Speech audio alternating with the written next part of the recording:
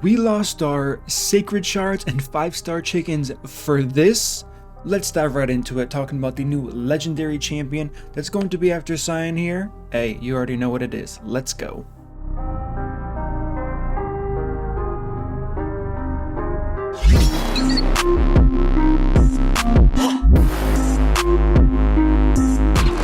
What up, team? Which one MurderInc here, back again with another Raid Shadow Legends video, talking about the beautiful, the one, the only. Where is she? Gerda bogged for sure. First of all, what is going on with this model? In what world were the people at the amazing art department of Plarium like, you know what? This seems like a good champion to draw up and put into the game. I mean, listen, the weapon's kind of cool, but like, we got the whole War Mother vibe here times 1,000. I don't know.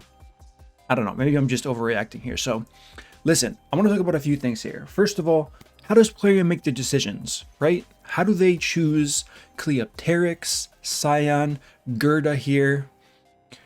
And listen, if you've missed those videos, I'll kind of recap it really quickly. Cleopteryx was picked because she was the champion that most players didn't have based on analytics.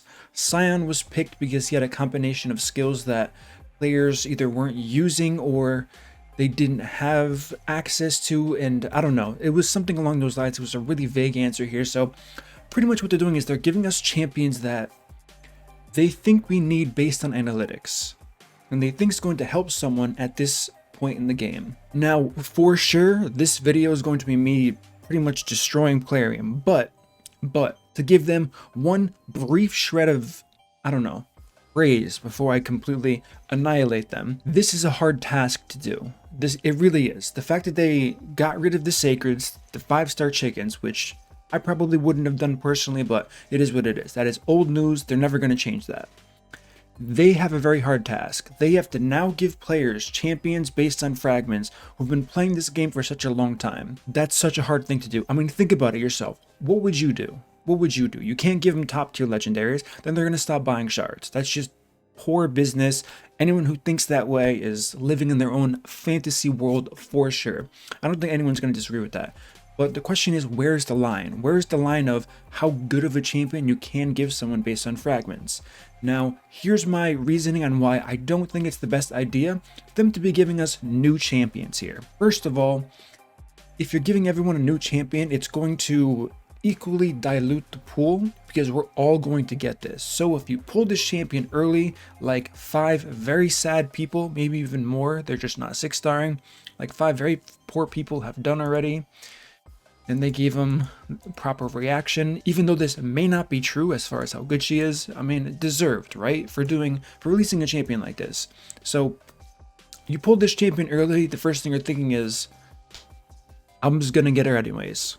So now you're not excited about having spent money or pulling shards or whatever, which is supposed to be the draw of the game. So that's one kind of big flaw I do see with what they're doing here with new champions.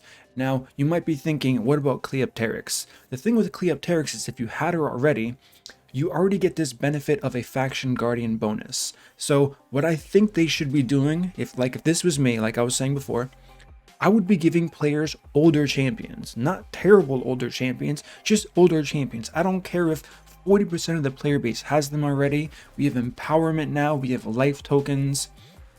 These things matter. So Chamfort, great old champion, not overpowered, really shines in the Hydra.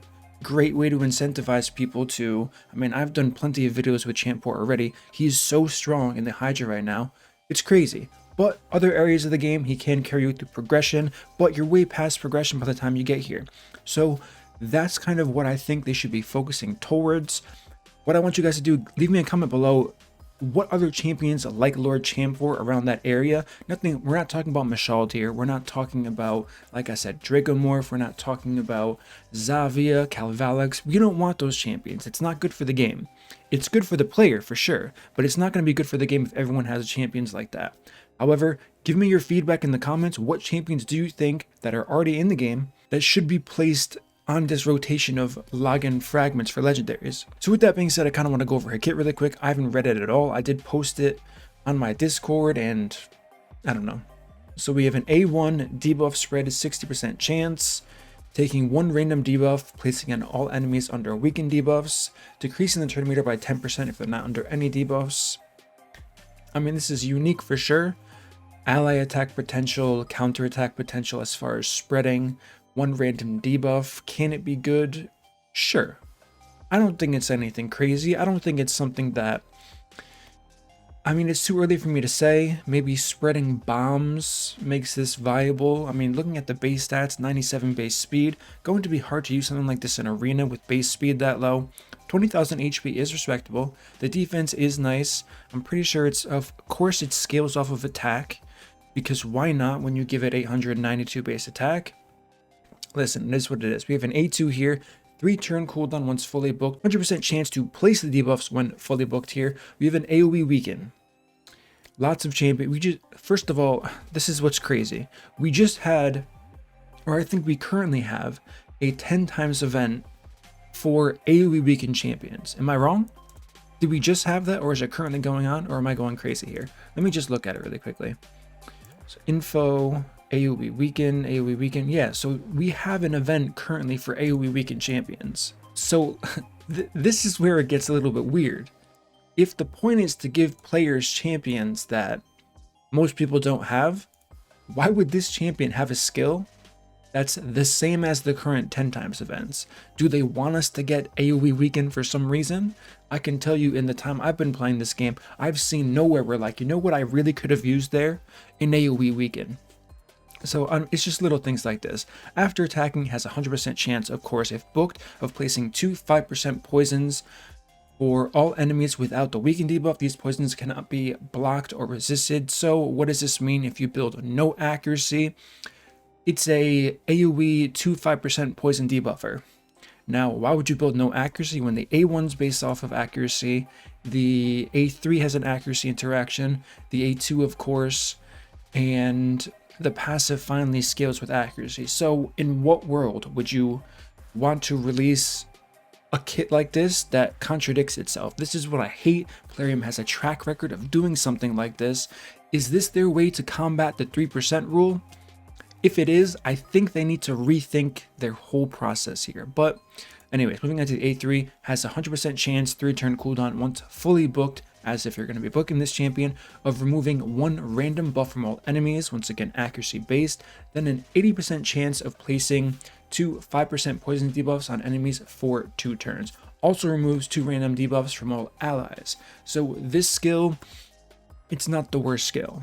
However, anyone saying this is some crazy OP champion, listen, the synergy's clear with what you would need to pair this with.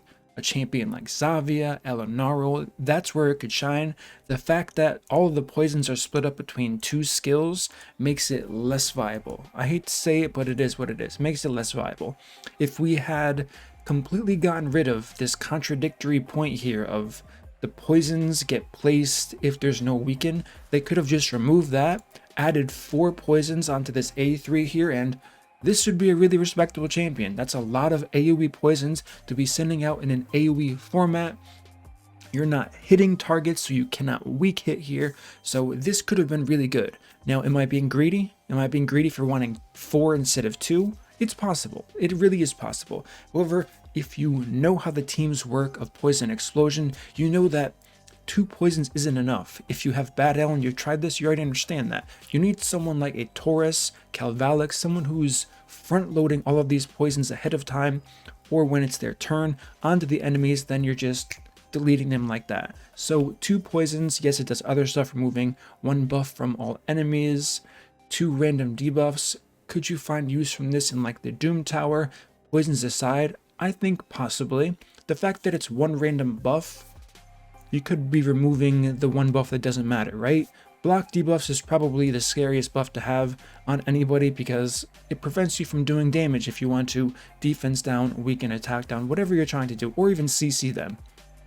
So if they have a shield buff, if they have unkillable, if they have all of the many other buffs that are common to see in this game, on top of block debuff, you're just getting rid of 1 random one. Now, the fact that it removes 2 random debuffs from allies, that can definitely be pretty strong. But to my earlier point, the speed requirement to make this guy useful is already going to be harder because he has 97 base speed. He, I don't know why I'm calling it he, clearly a she, not that we're assuming genders here. It can be an it, they, them, or whatever you guys want to call it. But listen, 97 base speed, they could have done better. We're not asking for crazy legendaries here, like I said. I gave the example of Champ Fort. He's been solid progression-wise for a long time after he was changed a little bit. And now with Hydra, he's very, very strong. But that's one new aspect of the game that you really should be wanting to incite people's interest in, right? Right. So, I don't know. It's just underwhelming to me, considering none of this would matter if it didn't replace Sacreds and 5-star chicken. So that's kind of why I'm being so critical right now. And if this doesn't sound like the usual me, as far as having kind of like a cool, calm head and really evaluating champions here, it's the fact that what this is kind of replacing here. That's the whole thing here. The value should have been some type of an even and equal trade-off. We didn't see it with Cleopteryx, we didn't see it with Scion, and now once again we didn't see it with Gerda. This is definitely a step up from Cleopteryx and Scion. Not going to argue with that at all. But does it meet and match the quality? I mean, listen, you guys, let me know. Do you guys think it meets the quality of replacing a Sacred and 5-star chicken? I'm all ears if you disagree in the comment section. Go for it. However, me personally, I just don't see it. I mean, the passive here, when an enemy receives a debuff, their turn meter is decreased by 3%. 3% is nothing. You can debuff a champion up to 10 times, which is very hard to do. As I'm sure many of you know if you watch your debuffs and your runs, to debuff an entire wave of champions 10 times is crazy. So to cap this out, this is 30% chance maximum potential debuff decreasing, which even 30% on its own isn't that much. So it's just little things like this that kind of spin me up and get me thinking, why? On top of this, you have a chance for this to get resisted. So it's just certain things like this, it just don't make sense to me. Moving on to the passive, resistance in arena battles by 65. I can see the arena use based on the A3 ability. The messing up speed tune, I guess, listen, it just looks like Plarium's living in the past right now and they don't know their own meta, which many games don't understand the current meta. But if you're still speed tuning champions, I don't know, maybe it's a thing. Maybe I'm overthinking this. I'm not sure if people are speed tuning champions, but reaction gear, the fact that clan vs clan has been going on forever now, and despite people saying they hate it, they still have reaction accessories. Stone skin's now a thing. You want champions to be slow. So what are you doing here? You're reducing the turn meter on offense, assuming you're not using this on a defense team, of champions who are using gear sets and accessories where you want them to take a turn. Right? You guys kind of see what I'm saying here. So it's like they're out of touch, even more so with their game than we've seen in the past, which is a problem. Because think about this, if you're not convinced by now, just think about this one point here. By the time you get Gerda Bogbrew, if you're active in this game by any means and any measures at all, you probably already have reaction gear, you probably already have Hydra gear. This isn't some early game Lagrim War champion you're getting that could be crazy for progression. I think her kit's really good in a progression standpoint, but no one's progressing when they get this champion.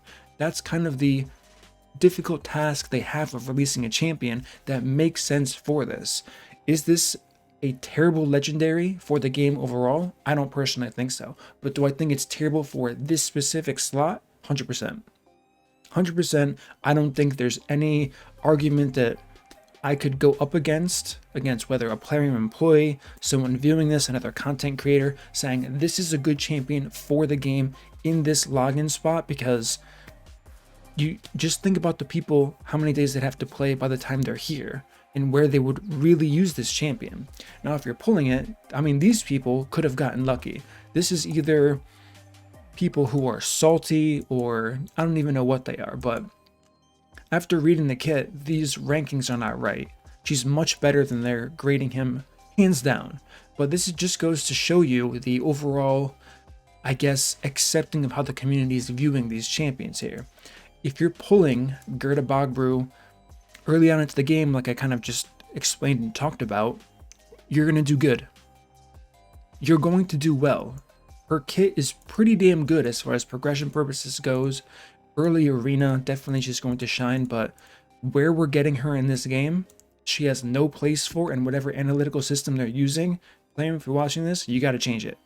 It's just not working. It didn't work for Cleopteryx, it didn't work for Scion, and now listen, this is a 3-strike rule. It didn't work for Gerda Bogbrew. So that's going to conclude this video on the new login champion. If you disagree, if you agree, let me know with the points that you do disagree or agree with, and I'm welcome to go back and forth with you to kind of see your perspective outside of mine, because listen, I'm one person, you guys are going to be thousands, the community, there's millions of players, so there's going to be tons of different opinions on this champion, but I am curious to see what you guys have to say based on this being a champion released so deep into the line of the game progression. So as always guys, if you enjoyed this content, smash that like button, subscribe, turn the notification bell, and I will see you all in my next upload.